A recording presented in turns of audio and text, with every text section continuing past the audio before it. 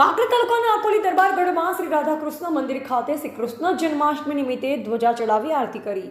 સમગ્ર દેશમાં ભારતીય સંસ્કૃતિ પરંપરા પ્રમાણે અને ગુજરાત રાજ્યના દરેક જિલ્લા અને તાલુકાના ગ્રામ્ય અને શહેરી વિસ્તારોમાં શ્રી કૃષ્ણ જન્મ દિવસની ઉજવણી કરવામાં આવી રહી છે। ત્યારે કાંકરેજ તાલુકાના આકોલી દરબારગઢમાં શ્રી રાધાકૃષ્ણ મંદિરના સ્થાપક પરમ પૂજ્ય ગુરુદેવ શ્રી પ્રેમીદાસ મહારાજના આશીર્વાદથી વર્ષોથી રાધાકૃષ્ણ મંદિરમાં દર વર્ષે જન્માષ્ટમી પર્વની રંગેચંગે ઉજવણી કરવામાં આવે છે।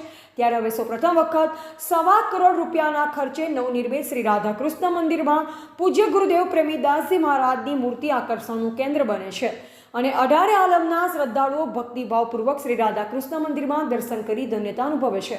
ત્યારે શ્રાવણ વદ આઠમને સોમવાર સવારે વહેલા 9 કલાકે ધ્વજા ચડાવી આરતી કરી પ્રસાદ વેચવામાં આવ્યો અને મંદિર પરિસરમાં જય કનૈયા લાલ કી જય, બોલો હનુમાન કી, હાથી ઘોડા પાલકી, જય કનૈયા લાલ કીના નાદ ગુંજી ઉઠ્યા અને સમગ્ર વાતાવરણ એકદમ ભક્તિમય બન્યું હતું।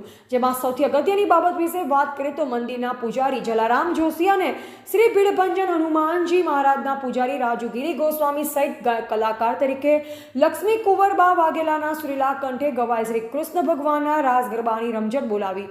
જેમાં ઉમરી બેન્જો વાદક સદુભા વાઘેલા, આકોલી સુવાણી બીટ્સ તબલા અરણીવાળાએ લોકોને મંત્રમુગ્ધ કર્યા અને ગામના ચોરામાં ગામની બહેન, બેટી અને મહિલાઓ દેશી ઢોલના તાલે ઝૂમી રહ્યા હતા। ત્યારે ખૂબ જ ભક્તિ અને આસ્થા સાથે શ્રી કૃષ્ણ જન્મોત્સવ ઉજવાયો હતો।